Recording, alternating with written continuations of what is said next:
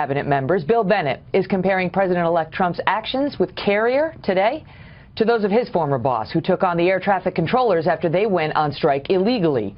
President Reagan told the air traffic controllers in no uncertain terms, "You better come back to work or else." The union demands are 17 times what had been agreed to, $681 million. This would impose a tax burden on their fellow citizens which is unacceptable. It is for this reason that I must tell those who fail to report for duty this morning they are in violation of the law, and if they do not report for work within 48 hours, they have forfeited their jobs and will be terminated. And he made good on that threat, changing the strike history that we would see of these kinds of unions for years to come.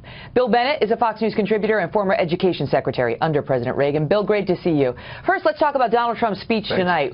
What a speech it was. Optimistic, you know, at times strong, at times a little threatening of those who would cross America in his view, not dissimilar from what we heard from Ronald Reagan. That's right, but it was vintage Trump. Very funny, I think, when he was on the text, reading from the text, and then when he departed. I preferred the departures from the text, actually. Would be just as happy if he didn't return to the text. But both parts were good. Very strong, and he's the same guy. I think that's the thing. And my comparison with Reagan is that when Reagan did the air traffic controllers firing, everybody said, oh my gosh, you know, this guy is serious. Remember, Ronald Reagan was called an amiable dunce by Clark Clifford, part of the Republican establishment. People didn't know what we were getting, or at least Washington didn't know what it was getting. The people knew. And when he got in and did this, people said, my gosh, this guy is serious. He means business. That's what Trump did in Indiana with the Carrier thing. Two things. He showed that he meant what he said what he meant. And second, he showed that he remembered what he's promised during a political campaign.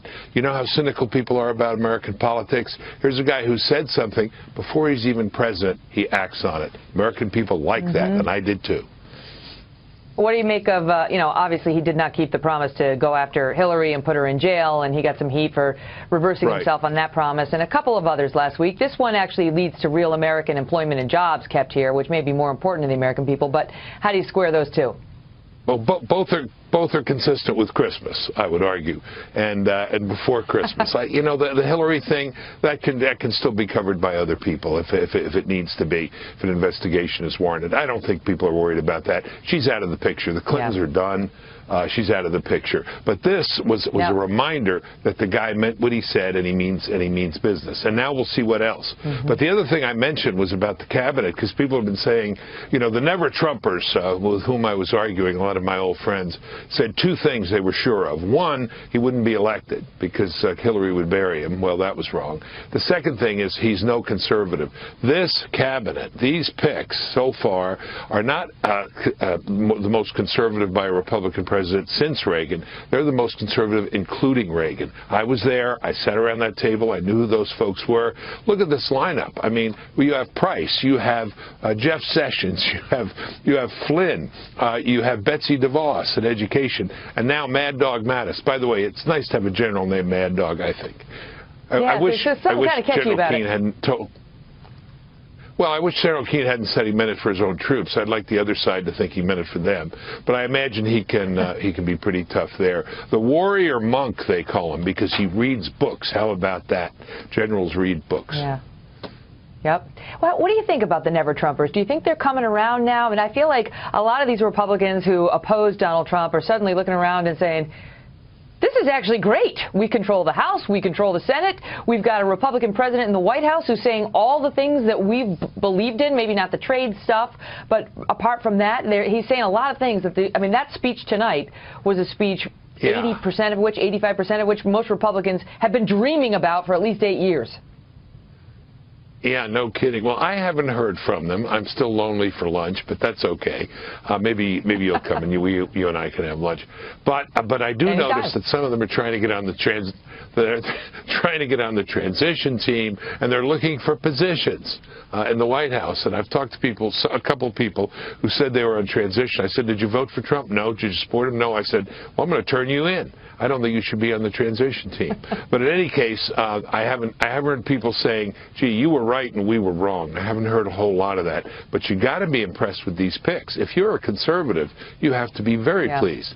Administration is personnel. I mean, I ran 3 federal agencies. Administration is personnel, and when you hire conservatives, that means your government and your policy will be conservative. Okay, before I let you go quickly, what do you think? Who do you like for Secretary of State? Who you hope he picks?